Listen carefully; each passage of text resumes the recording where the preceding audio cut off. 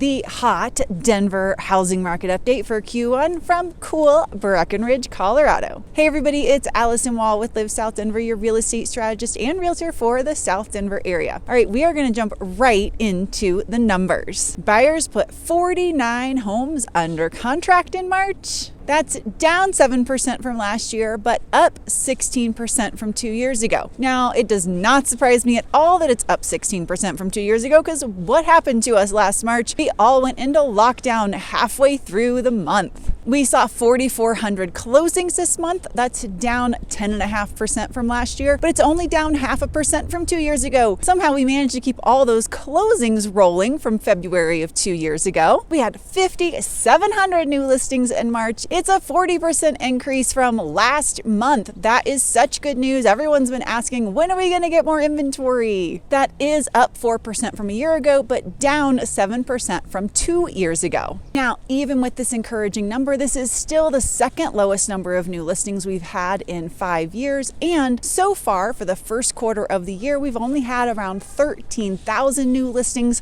This is the lowest we've had in 5 years. So this increase is mostly due to seasonality and really not something to write poems or songs about so far. We ended March with just about 1,450 properties for sale, giving us a mere 10 days of inventory. We are just not increasing in this department. Every time we get more inventory, it gets sucked up by all the buyers who want a home. This is a 9% drop from last year and a huge 75% drop from 2 years ago, but that's not really a surprise. We are on our 21st month of having less than 1 month of inventory in the Denver market. The average days on market was 11 days. That's a 3-day drop from last month. The average days on market last year was 18 days, and our median days on market has held steady again at 4 days. All right, let's get to those home prices. Do you remember last month when I said, sometime soon, we're going to get to an average list price to sales price ratio over 106%? We did it.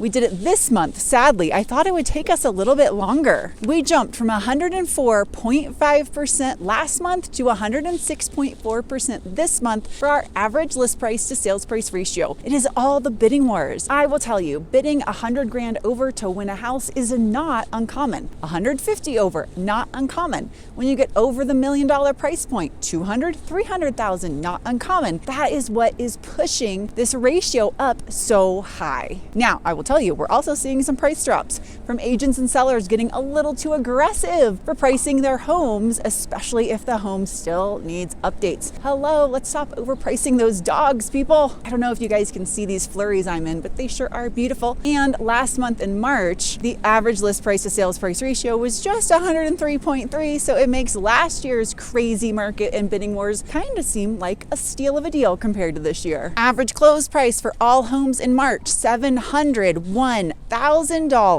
That's up 22% from a year ago, or roughly up $125,000. Compared to 2 years ago, that's up 40%. The single family home price average last month, $793,000. We are about to break the $800,000 threshold here in the Denver market. This is up from $763,000 last month, and it is up by 20 and 42% respectively from the last 2 years. The condo and townhome average price last month, $496,000. So about to break 500 grand for the attached homes. That is up from $452 last month. And that is up 22 and 31% respectively from the last 2 years. Let's switch over to those median home prices. The median sold price of all homes has hit over $600,000. We're at $602 as of the end of March. This is an increase of 21% over last year, or roughly $100,000. And it's an increase of 37% from 2 years ago. When we look at the single family home separately, the median price is $660,000,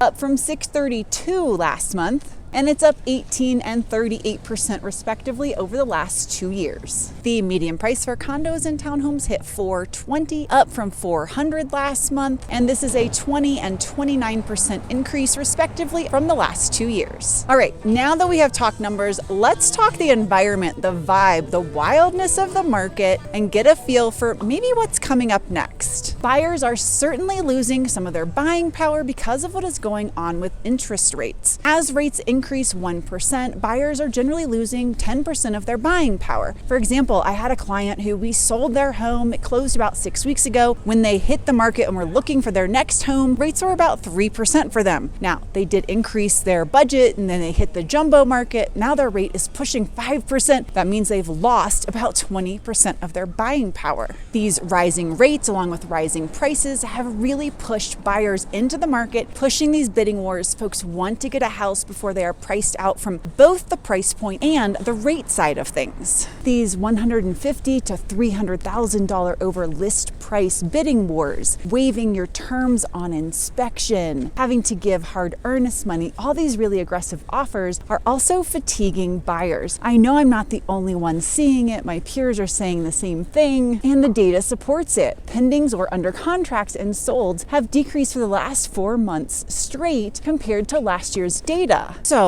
does this mean we're starting to see the first signs of true buyer fatigue? Does this mean that we may start to see prices cap out? Will we start to see the lessening of bidding wars? I have to say, I don't think it's going to happen yet, but I do think we may get there by the time summer rolls around, just like we did last year. Buyers got fatigued last year. They said, no more. Sellers, what are you thinking? What are you demanding? And I think between the craziness of this market and the interest rates, gosh darn it, hopeful that it happens again this year. Hey, do you have thoughts, comments, questions, opinions about this market? You know we would love to hear it. Please leave a comment here at the video or just reach out directly. And we hope you've enjoyed walking around Breckenridge with us. We will see y'all next week.